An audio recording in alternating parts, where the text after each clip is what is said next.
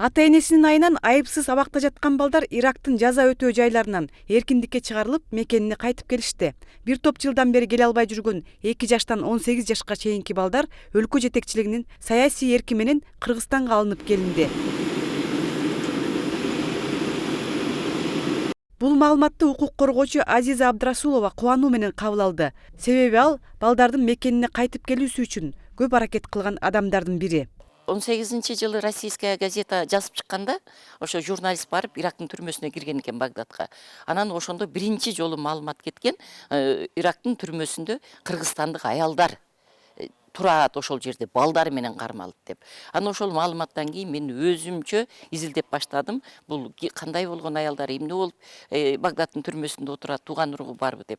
Анан туугандарын таптым. Ошо жумуш ошондон башталды.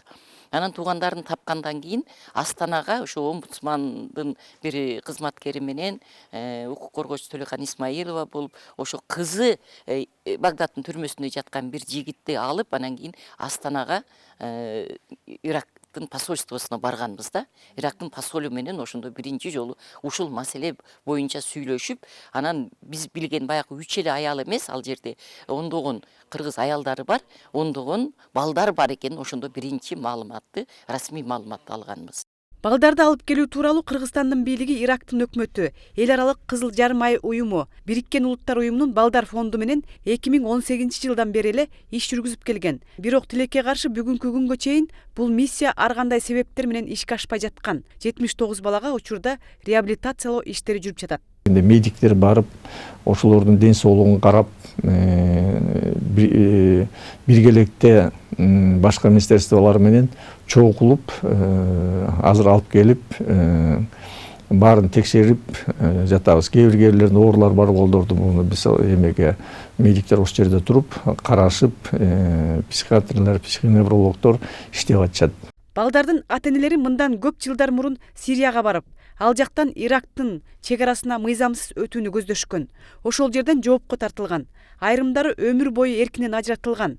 Кыргыз бийлиги балдарды Бишкекке алып кетүү үчүн Иракта калган ата-энелеринен уруксат алышкан. Көбү Кыргызстанда төрөлүп, согуш талаасына ата-энесин ээрчип кетишкен. Айрымдары ошол жерде төрөлгөн.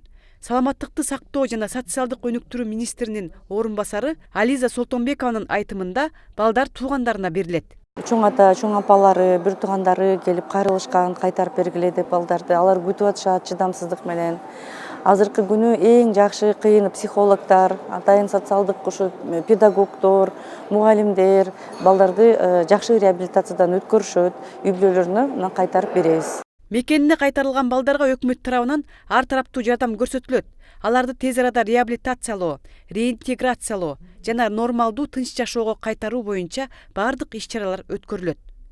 Клара Кудайбергенова, 7 канал, Бишкек.